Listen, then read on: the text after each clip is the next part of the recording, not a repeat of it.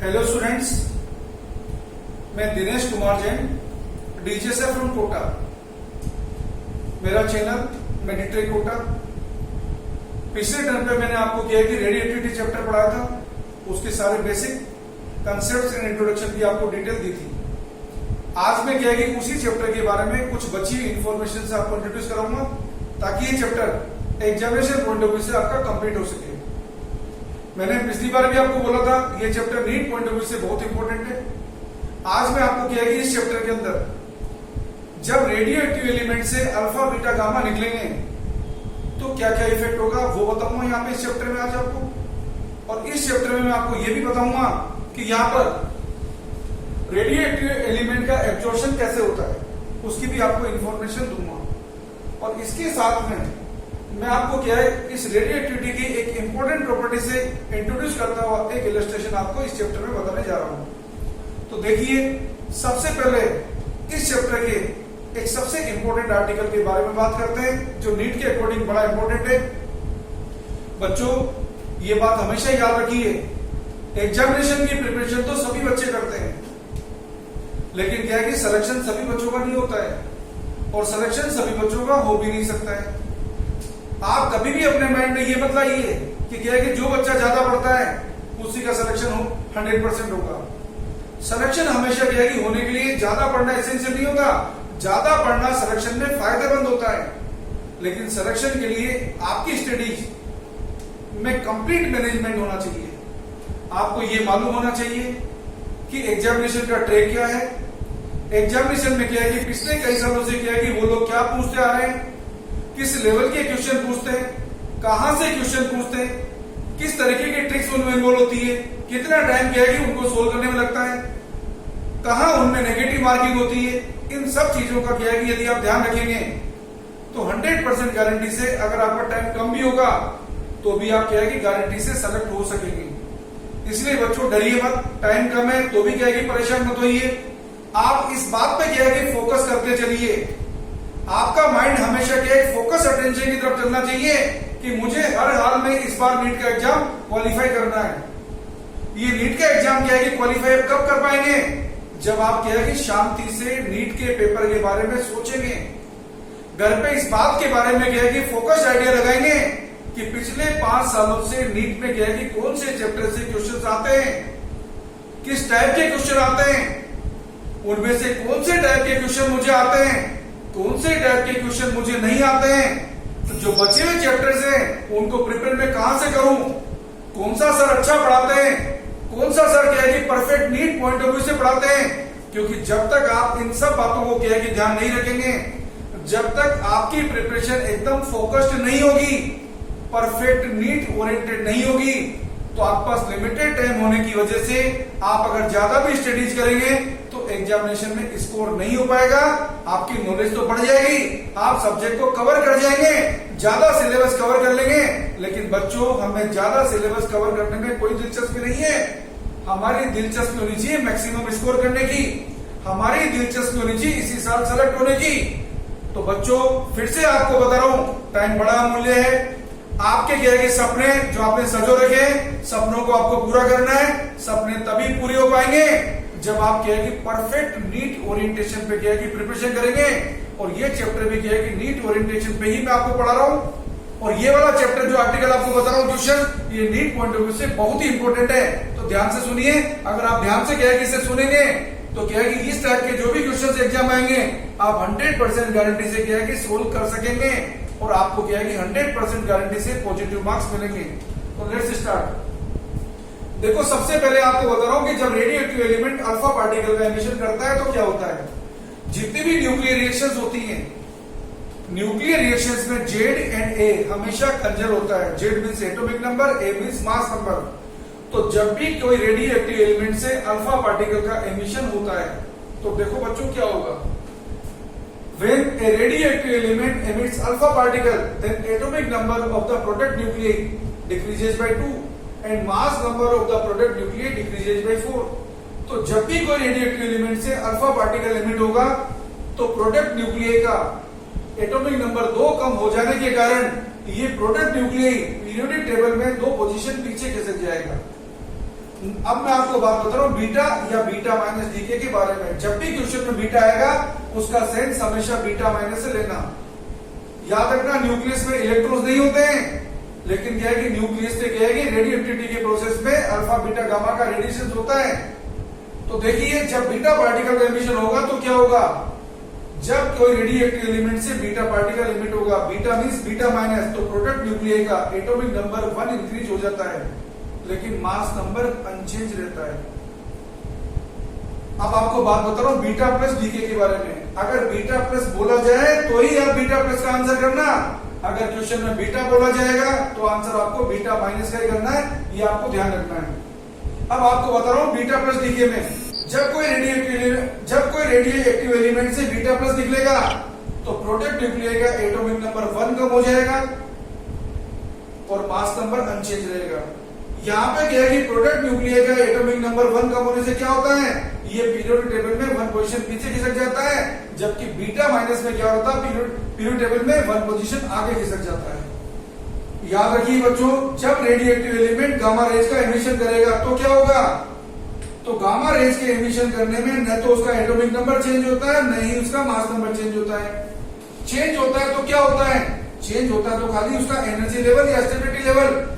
जब कोई radioactive element gamma rays का एमिशन करता है तो याद रखना प्रोडक्ट न्यूक्लियस की एनर्जी डिक्रीज हो जाती है, प्रोडक्ट न्यूक्लियस की स्टेबिलिटी इंक्रीज हो जाती है। इन दोनों को अपन बोलते हैं रेडियोएक्टिव आइसोमर्स। अब आपको यहाँ पे एक इंपॉर्टेंट बात बता देता हूं, जब अपन क्या है कि रेडियोएक्टिविटी का प्रोसेस पढ़ते हैं तो from a particular nucleus present in a given radioactive sample, it's decay can take place either only by alpha or by beta, never by alpha and beta to get together। जब भी किसी radio active क्या है particular nucleus का disintegration होगा तो या तो ये सिर्फ अल्फा से होगा या बीटा से होगा। अल्फा और बीटा दोनों से एक साथ कभी नहीं होगा। क्यों नहीं होगा ऐसा, क्योंकि अल्फा या बीटा दोनों में से किसी एक के निकल जाने के बाद न्यूक्लियस चेंज हो जाता है।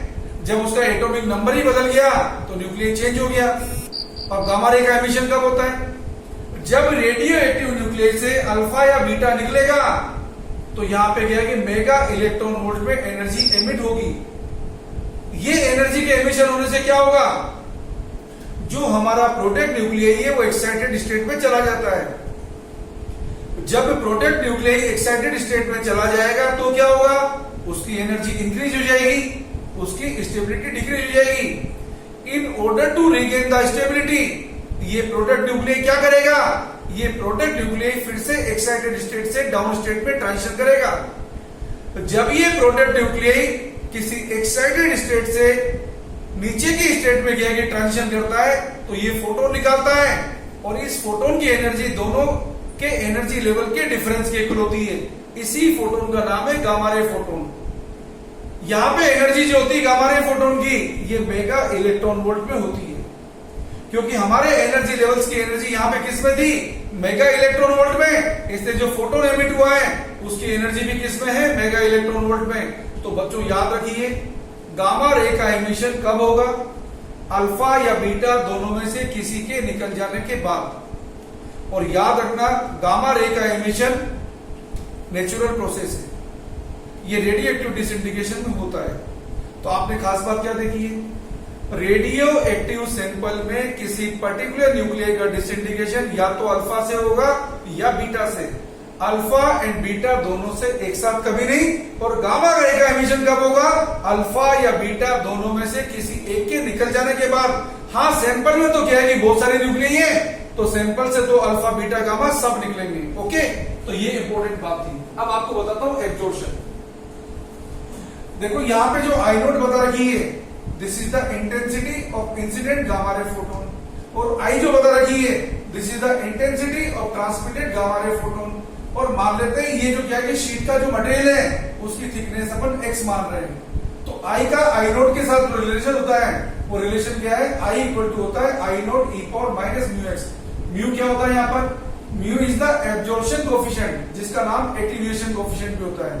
ये मटेरियल पे डिपेंड करता है। ओके, इससे आपको क्या पता चला है कि कभी भी क्या है कि किसी भी गामा रे फोटोन का 100% एब्जॉर्प्शन कभी नहीं होगा। क्यों नहीं होगा? क्योंकि 100% एब्जॉर्प्शन होने में शीट के मटेरियल की थिकनेस इनफाइनाइट होनी चाहिए, इनफाइनाइट कभी हो ही नहीं सकती, तो 100% एब्जॉर्प्शन कभी नहीं होगा। ओके, आगे बात देखिए, यदि आपको कोई न्यूमेरिकल सोल्व करना हो तो यहाँ पे आप क्या देखेंगे, ये फ्रैक्शनल ट्रांसमिटेड इंटेंसिटी का फॉर्मूला है, I upon I naught equal to होता है 1/2 x अपॉन x हाफ। इस x हाफ को बोलते हैं अपन हाफ वैल्यू थिकनेस। क्या होती है हाफ वैल्यू थिकनेस? नाम ही इसकी डेफिनेशन आप समझ गए होंगे, हाफ वैल्यू थिकनेस किसी शीट के मटेरियल की वो थिकनेस है जिससे गुजरने के बाद ट्रांसमिटेड गामा रे फोटोन की intensity incident gamma ray photon की इंटेंसिटी की आधी हो जाएगी, उसको बोलते हैं अपन हाफ वैल्यू थिकनेस।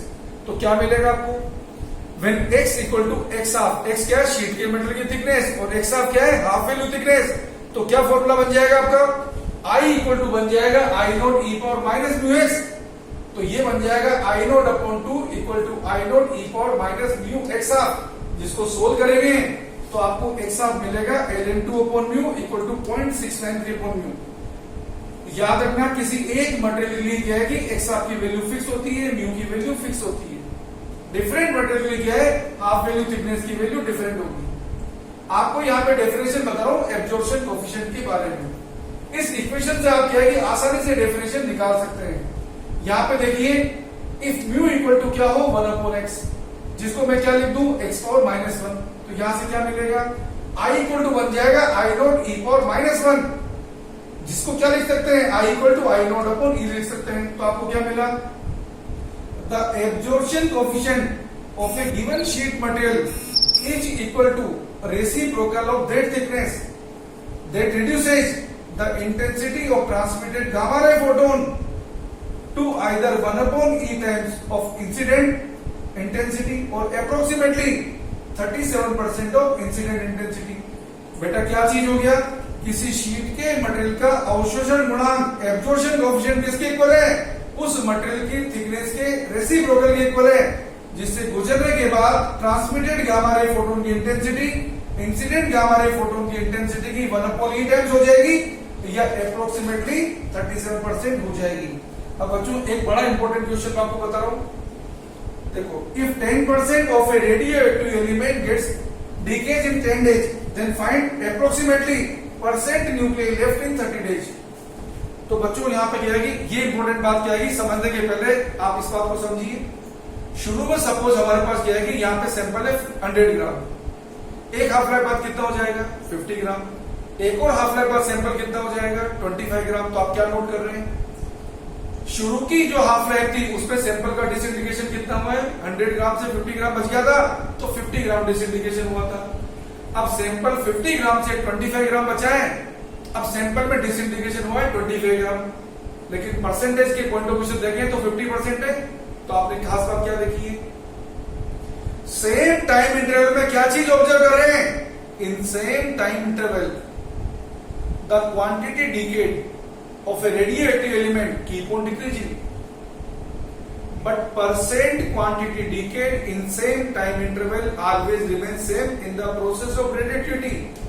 ये बच्चों बड़ी इंपॉर्टेंट की बात है, अगर आपको ये बात नहीं मालूम होगी तो क्वेश्चन को सोल्व करने में आपको 10 से 20 मिनट लग सकते हैं और गलत भी हो सकता है कॉम्प्लिकेटेड कैलकुलेशन होने की वजह से। और नीट में क्या है कि न तो हमें कोई हमको कॉम्प्लिकेटेड कैलकुलेशन करनी है और न ही क्वेश्चन को गलत करना है। हम चाहते हैं कि नीट का क्वेश्चन हमसे क्या हो जाए, तुरंत सोल्व हो जाए और सही सोल्व हो जाए, ताकि हम एग्जाम में सेलेक्ट हो सके। यही हमारा ड्रीम है और आपका क्या है कि ड्रीम पूरा करने के लिए ही मैं आपको ये सारी शॉर्ट टिप्स बता रहा हूं। तो आपने क्या देखा, ये इंपॉर्टेंट पॉइंट फिर से सुनिए, इसे याद रखना। क्या बोला मैंने आपको, in the process of radioactivity percent quantity decade in same time interval always remain same, but quantity decade in same time interval keep on decreasing. इसीलिए तो क्या है कि रेडियो एक्टिव एलिमेंट का 100% डिसइंटीग्रेशन कभी नहीं होता। इस कंसेप्ट को यहां पे लगा दीजिए। मैंने आपको क्या बोला, क्वेश्चन क्या बोल रहा है, if 10% of a radioactive element gets decayed in 10 days then find the percent nuclear left in 30 days। तो आपने क्या देखा, हर 10 days में इसका 10% डिसइंटीग्रेशन होगा। तो क्या होगा, शुरू में अगर न्यूक्लियर 100% है तो 10 डेज में अगर 10% डिसइंटीग्रेशन हो जाएगा तो 10 डेज बाद 90% बच जाएगा। क्यों? 100 इंटू 0.9। फिर क्या है कि यहाँ पे क्योंकि परसेंट क्वांटिटी डिकेड सेम रहेगी, तो 10 डेज में क्या है कि जो बच गया उसका 10% डीके होगा। इसका मतलब क्या है कि जो बचा हुआ है उसका 90% बचेगा। तो 90% का 90% कितना हो गया? 90% इंटू 0.9 कितना हो गया? 81%। फिर 10 डेज बाद क्या होगा? 10% क्या है कि क्वांटिटी डीके होगी, तो बची हुई की 90% बचेगी। बची हुई की 90% बचने का मतलब क्या है? 81% का कितना हो जाएगा? अप्रोक्सीमेटली 91%। 81 इंटू 0.9 जिसको सोल्व करेंगे तो अप्रोक्सीमेटली आएगा 63%। तो आपके पास क्या है कि मैंने रेडियो एक्टिविटी के ये इंपॉर्टेंट क्या है कि आर्टिकल्स आपको बताए। कुछ बातें आप और याद रखना। अल्फा पार्टिकल्स क्या होते हैं? डबली आयनाइज्ड हीलियम के न्यूक्लियई होते हैं, जिनपे क्या है कि जिसको कैसे लिखते हैं? 2α4। ओके, अगर क्या है कि आपको एक इंपॉर्टेंट बात और बता रहा हूं। अल्फा बीटा गामा की यदि पेनिट्रेशन पावर के बारे में आपको पूछा जाए तो बच्चों याद रखिए, पेनिट्रेशन पावर का जो रिलेशन होता है, गामा की पेनिट्रेशन पावर बीटा से ज्यादा होती है और बीटा की पेनिट्रेशन पावर अल्फा से ज्यादा होती है। अगर इसमें क्या है कि अप्रोक्सीमेट रेशियो पूछा जाए तो क्या आएगा? Alpha is to beta is to gamma, ये आएगा 1:100:10,000। ये इनकी पेनिट्रेशन पावर में रिलेशन है। अब आपको रिलेशन बता रहा हूं आयनाइजेशन पावर का। आयनाइजेशन पावर क्या है कि अल्फा पार्टिकल की सबसे ज्यादा होती है और इनका रिलेटिव रेशियो क्या है? Alpha is to beta is to gamma. ये कितना होगा? ये होगा यहाँ पे 10,000:100:1। अल्फा की आयनाइजेशन पावर ज्यादा है, सबसे ज्यादा है अल्फा बीटा गामा में। गामा की पेनिट्रेशन पावर ज्यादा है, अल्फा की क्या है कि आयनाइजेशन पावर ज्यादा है। ठीक है, आपको क्या है कि कुछ और इंपॉर्टेंट बात बताता हूं। यहाँ पे क्या है कि आप अगर देखेंगे तो यहाँ पे रेडियो एक्टिव एलिमेंट का मैंने आपको क्या बताया कि कभी भी 100% एब्जॉर्प्शन नहीं होगा और 100% डिसइंटीग्रेशन भी कभी भी किसी रेडियो एक्टिव एलिमेंट का नहीं होगा, क्योंकि 100% डिसइंटीग्रेशन होने में कितना टाइम लगता है? इन्फिनिटी। ओके, तो ये क्या है कि इंपॉर्टेंट बातें थी जो आपने क्या है कि रेडियो एक्टिविटी के बारे में देखी। और भी क्या है कि आपको क्या है कि डिटेल में कुछ इंफॉर्मेशन चाहिए कि आप हमसे क्या चाहते हैं, तो ये सारी बातें और आपका क्या है कि ड्रीम्स कैसे पूरा होगा, ये इंफॉर्मेशन बॉक्स में हमने डिस्क्रिप्शन बॉक्स में सारी डिटेल आपको मेंशन कर रखी है। किसी भी तरीके का अगर आप क्या है कि ऑनलाइन क्लासेस चाहते हैं, आवरली बेसिस पे क्या है कि कुछ पढ़ना चाहते हैं, कोई पर्टिकुलर टॉपिक में प्रॉब्लम उसे समझना चाहते हैं, किसी टॉपिक के क्या है कि आप टेस्ट पेपर चाहते हैं, क्वेश्चन बैंक चाहते हैं, स्टडी मटेरियल चाहते हैं, किसी चीज पे डिस्कशन करना चाहते हैं, तो ये सारी इंफॉर्मेशन हमने आपको डिस्क्रिप्शन बॉक्स में दे रखी है। हमारे लेक्चर्स को क्या है कि इसी तरीके से क्या है कि सुनते रहिए, वॉच करते रहिए, क्योंकि हम आपके क्या है कि लिए लाएंगे एकदम क्या है कि एक्यूरेट पिन पॉइंटेड क्या है कि न्यूमेरिकल्स, पिन पॉइंटेड थ्योरी जो आपके लिए क्या है कि नीट पॉइंट ऑफ व्यू से क्या है कि आपके ड्रीम्स को क्या है कि पूरा करने में आपके लिए बहुत ज्यादा हेल्पफुल रहेगी। हम उम्मीद करते हैं आप हमारे क्या है कि लेक्चर्स को कंटिन्यू वॉच करते रहेंगे और हम आपके लिए पूरी कोशिश करते रहेंगे कि आपके ड्रीम्स क्या है कि साकार हो और आप इसी साल इसी अटेम्प्ट में क्या है कि 100% गारंटी से नीट क्वालिफाई कर सके। Thank you all of you.